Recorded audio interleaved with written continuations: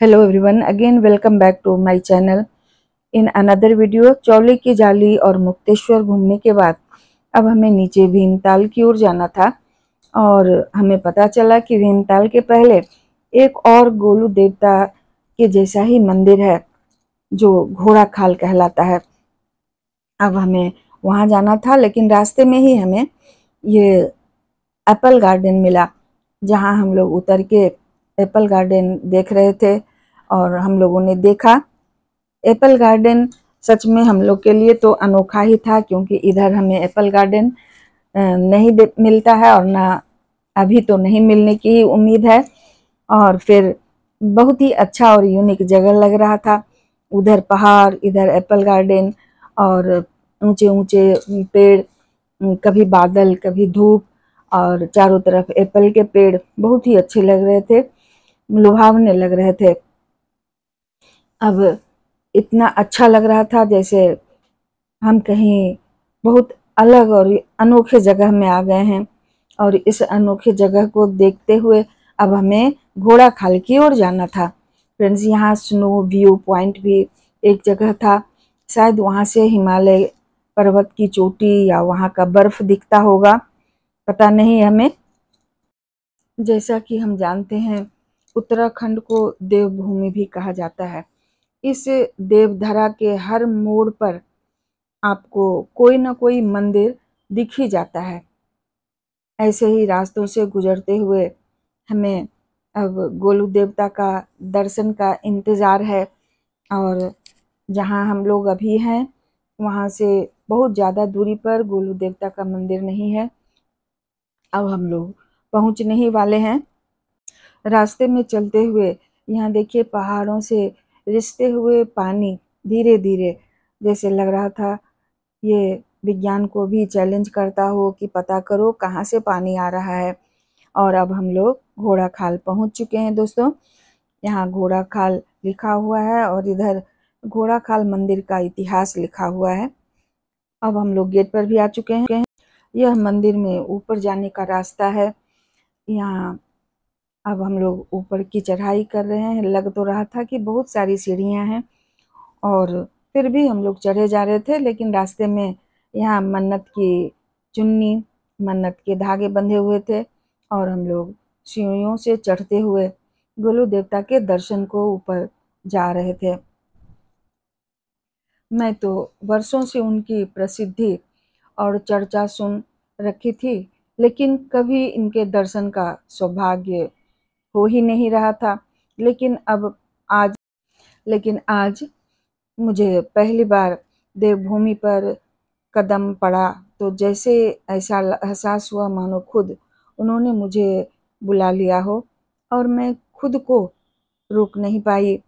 हरिद्वार से प्रारंभ हुआ यह सफ़र गोलू देवता के दरबार तक जा पहुंचा।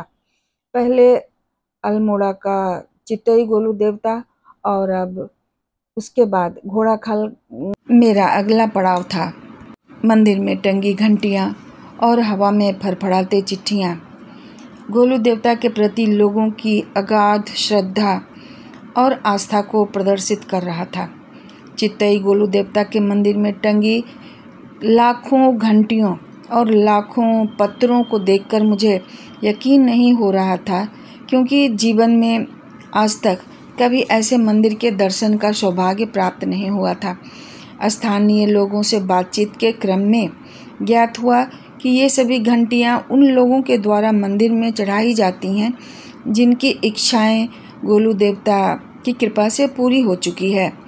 लोगों ने बताया कि इनकी पूजा न्याय के देवता के रूप में की जाती है। लोगों ने तो यहाँ तक बताया कि भूमि विवाद जैसे मुद्दों का भी यहाँ समाधान मिलता है। घंटियों को देखते हुए और गोलू देवता के महात्म्य को याद करते हुए कब हम लोग ऊपर आ चुके थे पता भी नहीं चला था। और चारों तरफ ऊपर चितई वाले गोलू देवता के मंदिर से भी ज़्यादा घंटियाँ और चिट्ठियाँ यहाँ टंगी हुई थी।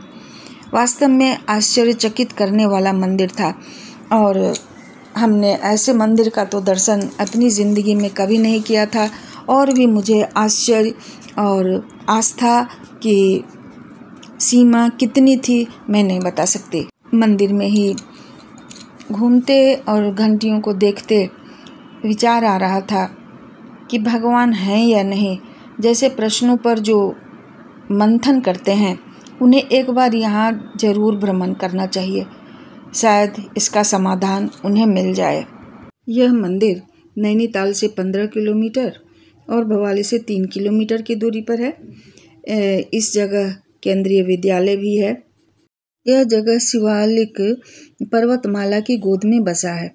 2000 मीटर से अधिक ऊंचाई पर स्थित घोड़ाखाल भवाली पर्वतमाला से घिरा हुआ प्राकृतिक सौंदर्य और मनमोहक दृश्यों से भरपूर एक मनोरम स्थल है। यह पूर्वी गढ़वाल और उत्तराखंड के कुमाऊं क्षेत्र में न्याय के देवता के नाम से प्रसिद्ध हैं, और ये त्वरित न्याय देते हैं इसके लिए भी प्रसिद्ध हैं। इन्हें गौर भैरव और भगवान गोलू देवता और भगवान शिव का अवतार माना जाता है, और पूरे उत्तराखंड में उनकी पूजा की जाती है।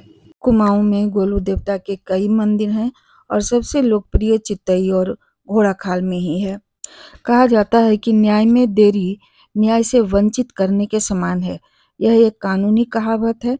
इसका अर्थ है कि यदि किसी पीड़ित पक्ष को कानूनी समाधान या न्याय संगत राहत उपलब्ध है लेकिन समय पर नहीं मिलती, तो वह प्रभावी रूप से कोई उपाय न होने के समान है। गोलू देवता इसी रूप में है। ये हमेशा सफ़ेद घोड़े पर सवार रहते हैं, और ये कहा जाता है कि ये अभी भी कुमाऊं क्षेत्र में घूम के लोगों को न्याय देने का काम करते हैं। ऐसी मान्यता है कि अगर कोई उनकी फरियाद नहीं सुनेगा, मीन्स किसी आदमी की फरियाद नहीं सुने, उन्हें न्याय नहीं देगा, तो गोलू देवता उनकी फरियाद सुनेंगे और अपने भक्तों को शीघ्र न्याय देंगे। तो अब ये वीडियो का अंत है, और फ्रेंड्स मैं इनके बारे में कितनी बातें कहूँ उतनी तो जानकारी भी नहीं है, लेकिन घंटियों को देखकर ही ऐसा लगता है कि गोलू देवता किस तरह लोगों को न्याय देते हैं, और यही कारण ही है कि इतनी सारी घंटियाँ लोग मन्नत पूरा करने पर बांधते हैं। तो जब मौका मिले आइए, दर्शन कीजिए, बहुत ही अच्छा लगेगा जैसा कि मुझे लग रहा है। और वीडियो देखते रहिए, और इसी तरह की चीज़ें, इसी तरह का जगह अगर गए कभी तो ज़रूर मैं अपना एक्सपीरियंस शेयर करूँगी। सो वीडियो देखने के लिए धन्यवाद, और वीडियो लाइक शेयर और सब्सक्राइब भी कीजिए, अच्छा लगता है।